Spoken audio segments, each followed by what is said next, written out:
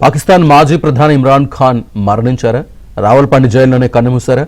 ఈ విషయం బయటకు పొక్కకుండా ప్రభుత్వం అడ్డుకుంటోందా?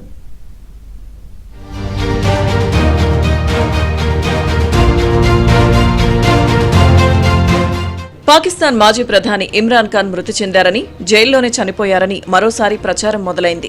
అమెరికాలో ఉంటున్న సయీద్ ఖాన్ అనే జర్నలిస్ట్ ఈ విషయాన్ని వెల్లడించాడు.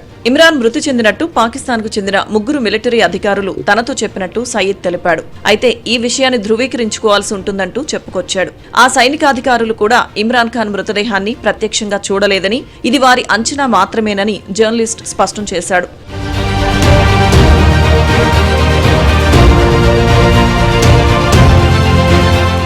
73 ఏళ్ల ఇమ్రాన్ ఖాన్ చనిపోయినట్లు గతంలోనూ ఇలాంటి వార్తలే వచ్చాయి. అప్పట్లో దుమారం రేగడంతో ఇమ్రాన్ కుటుంబ సభ్యులను జైల్లోకి అనుమతించారు. గతేడాది డిసెంబర్లో ఆఫ్ఘనిస్తాన్ మీడియా ఇమ్రాన్ ఖాన్ జైల్లోనే హత్యకు గురయ్యారని ప్రచారం చేసింది. అప్పట్లో తీవ్ర ఉత్కంఠ నడుమ ఇమ్రాన్ సోదరి డాక్టర్ ఉజ్మా ఖాన్ జైలుకు వెళ్లి ఆయనను స్వయంగా కలిసింది. ఆయన బతికే ఉన్నారని, కానీ మానసిక హింసకు గురవుతున్నారని స్పష్టం చేయడంతో ఆ పుకార్లకు తెరపడింది. మంగళవారం ఇమ్రాన్ ఖాన్ ను కలిసేందుకు కుటుంబ సభ్యులు చేసిన అభ్యర్థనను జైలు అధికారులు తిరస్కరించారు. దాంతో మరోసారి ఆయన ఆరోగ్యంపై ఊహాగానాలు మొదలయ్యాయి. గత కొన్ని రోజులుగా రావల్పిండిలోని అడియాలా జైల్లో ఉన్న ఇమ్రాన్ ను కలవడానికి ఆయన కుటుంబ సభ్యులకు, లాయర్లకు, వ్యక్తిగత వైద్యులకు జైలు అధికారులు అనుమతి నిరాకరించారు.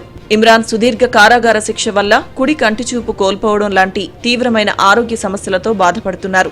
ఆయన్ను కలవడానికి ఎవరినీ అనుమతించకపోవడంతో పాకిస్తాన్ వ్యాప్తంగా ఆందోళన పెరిగి ఈ పుకార్లు వేగంగా వ్యాపించాయి. ప్రభుత్వ వైఖరికి నిరసనగా లాహోర్లో ర్యాలీకి కూడా ఇమ్రాన్ ఖాన్ కు చెందిన పాకిస్తాన్ తెహ్రీక్-ఈ-ఇన్సాఫ్ పిలుపునిచ్చింది. ప్రస్తుతం వస్తున్న వార్తలపై జైలు అధికారులు, ప్రభుత్వం అధికారికంగా స్పందించాల్సి ఉంది.